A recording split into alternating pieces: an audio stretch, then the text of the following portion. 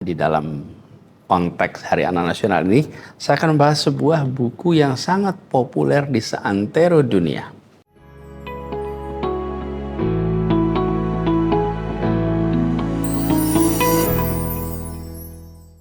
Assalamualaikum warahmatullahi wabarakatuh. Apa kabar semuanya? Kita ketemu lagi di channel ini membahas tentang buku. Nah, bulan Juli ini ada satu hari peringatan yang penting. Apa itu? Hari Anak Nasional tanggal 23 Juli. Nah, karena itulah di dalam konteks Hari Anak Nasional ini, saya akan membahas sebuah buku yang sangat populer di seantero dunia. Judul aslinya dari buku ini, Le Petit Prince atau The Little Prince. Di dalam bahasa Indonesia jadi namanya Pangeran Kecil. Nah, yang saya pegang ini adalah buku edisi bahasa Inggrisnya. Buku The Little Prince ini merupakan buku anak klasik karena sudah diterbitkan puluhan tahun yang lalu. Pertama kali terbit tahun 1943 dalam bahasa Prancis. Buku ini karya dari seorang penulis Prancis, namanya ini susah menyebutkannya. Jadi saya coba lihat ya pronunciation-nya. Antoine de Saint-Exupéry. Antoine de Saint-Exupéry. Nah, itu namanya. Sebelum bahas lebih jauh tentang buku ini, saya ingin kenalkan sedikit siapa Antoine ini. Antoine adalah seorang penulis dan penyair dari Prancis. Tapi ada yang menarik dari dia. Bukan hanya dia penulis dalam ruang tertutup, kemudian menghasilkan karya-karya. Dia seorang penerbang profesional.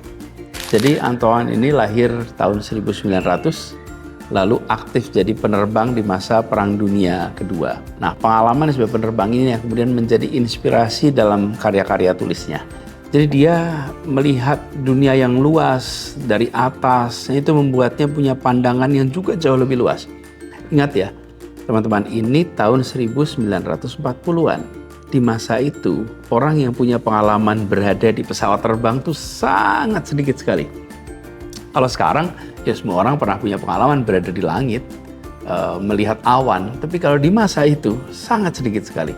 Jadi, pengalaman yang dimiliki Antoine ini menjadi sesuatu yang sangat unik di masa itu. Yang kemudian dia manfaatkan pengalaman inspiratif itu dalam karya-karya sastra. Salah satunya The Little Prince ini. Ada fakta unik juga dari Antoine ini. Dia bertugas menjadi pilot pesawat pengintai pada Perang Dunia Kedua. Dan di tahun 1944, sebenarnya dia sudah pensiun, tapi karena Perang Dunia sedang terjadi, dia dipanggil, lalu dia mendaftar lagi, dan jadi pilot pesawat pengintai. Sayangnya, dia dan pesawatnya hilang di atas laut Mediterania, kemungkinan ditembak oleh lawannya Jerman, dan baru pada tahun 2000, bangkai pesawatnya ditemukan, dan bangkai pesawat itu akhirnya bisa diangkat dari laut di sekitar daerah Marseille. Artinya, pesawat Antoine ini baru ditemukan 60 tahun setelah hilang. Nah, itu kisah penulisnya. Sekarang kembali pada buku ini. Little Prince adalah salah satu buku fiksi paling sukses di dunia. Buku ini terjual lebih dari 200 juta kopi. Ini mengalahkan buku Alchemist karya Paulo Coelho, dan juga Harry Potter dan The Philosopher's Stone karya J.K. Rowling. Jadi buku ini sudah diterjemahkan dalam ratusan bahasa. Walaupun memang ada banyak versi ya tentang jumlah terjemahannya. Ada yang bilang 500 bahasa dan dialek, ada juga yang menyebut 600 bahasa dan dialek. Tapi mana yang benar, mau 500, 600, faktanya buku ini terjemahkan dalam ratusan bahasa termasuk bahasa Indonesia. Di Indonesia, buku ini sudah keluar sejak tahun 79, diterbitkan oleh Pustaka Jaya. Nah, di tahun 80-an, buku ini disebarkan ke berbagai perpustakaan di seluruh pelosok Indonesia. Termasuk juga di sekolah-sekolah daerah yang dibilang terpencil. Dan ini menunjukkan sebenarnya pemerintah pada masa itu memberikan perhatian dan akses yang serius pada bacaan anak, apalagi bacaan-bacaan yang bermutu. Apa sih isi bukunya? Jadi gini, Little Prince ini adalah cerita tentang seorang tokoh, Aku, yang bertemu dengan pangeran kecil. Saat si tokoh itu, Aku, terdampar di gurun Sahara, dia pikir tidak ada orang lain di tempat itu. ternyata dia bertemu dengan sosok anak kecil yang kemudian dia sebut sebagai pangeran kecil. Ini, The Little Prince. Pangeran ini tinggal di planet yang jauh dari bumi. Dan planetnya sangat kecil. Nah, sebelum ke bumi, ternyata pangeran kecil itu sudah bertualang kemana? Ke 6 planet lainnya. Dan di planet-planet lainnya itu, dia bertemu dengan raja, ketemu orang sombong, ketemu pengusaha, ketemu pemabok, ketemu penyulut lentera, ketemu penulis.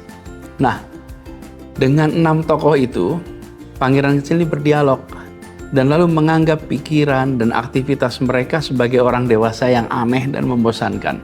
Setelah itu akhirnya pangeran kecil ini sampai ke bumi, bertemu dengan tokoh tadi, Aku, yang berprofesi sebagai pilot di gurun Sahara. Lalu terjadilah obrolannya segar, unik. Antara siapa? Antara si tokoh Aku ini dengan pangeran kecil. Dan dialog tersebut dapat memantik imajinasi dan dialog itu bisa mengasah logika. Contohnya ya, ketika pangeran kecil minta digambarkan domba, dia mengatakan domba tersebut akan memakan pohon bobab. Dan si tokoh tadi menyatakan bobab tidak bisa dimakan domba. Bahkan gajah pun tidak bisa, karena bobab itu kan pohonnya besar. Lalu pangeran kecil mengatakan bahwa pohon bobab yang baru tumbuh ukurannya kecil seperti semak, maka dia bisa dimakan oleh domba. Nah, itu contoh percakapan-percakapan yang unik. Buku ini cocok buat dibaca anak-anak. Teksnya tidak terlalu panjang dan hampir setiap halaman ada ilustrasinya. Kemudian teksnya juga relatif besar, mudah dibaca. Nah, ini membuat buku ini tidak membosankan. Dan ilustrasi dalam buku ini ditulis sendiri oleh Antoine dengan tebal sekitar 100 halaman, kombinasi teks pendek, ilustrasi. Memang berhasil membuat buku ini jadi ringan dibaca, tidak perlu waktu panjang untuk menceritakan cerita yang terbagi dalam 27 bab ini. Meskipun buku ini sering dikategorikan sebagai cerita anak, tapi punya pesan mendalam. Pesan cinta, pesan persahabatan antara pangeran kecil dengan pilot, kemudian dengan mawar, dengan rubah, yang di sini menunjukkan nilai-nilai persahabatan, nilai kemanusiaan yang universal. Jadi sama seperti karya lain, buku ini juga pasti ada kritik. Salah satu kritiknya adalah buku ini dianggap terlalu berat bagi anak-anak. Memang kalau anak kelas awal SD akan terasa berat, tapi sesudah kelas 5-6 SD, rasanya buku ini bisa jadi bahan bacaan. Bahkan buku ini bisa jadi bahan diskusi bersama antara anak dan orang tua. Dan tokoh pangeran juga yang merupakan personifikasi dari anak kecil sering bertanya yang polos, tapi kadang dianggap aneh oleh orang dewasa. Tokoh pangeran kecil ini juga beberapa kali menganggap pandangan orang dewasa itu agak aneh. Hal ini bisa jadi pembelajaran bagi orang tua bahwa setiap pertanyaan dan juga sudut pandang anak tidak boleh dianggap aneh atau mengada-ada. Harus didalami ini semua sebagai dialog. Jadi buku ini sebaiknya dibaca anak-anak bersama dengan orang tua agar bisa dijadikan sebagai bahan diskusi bersama, bahan obrolan bersama.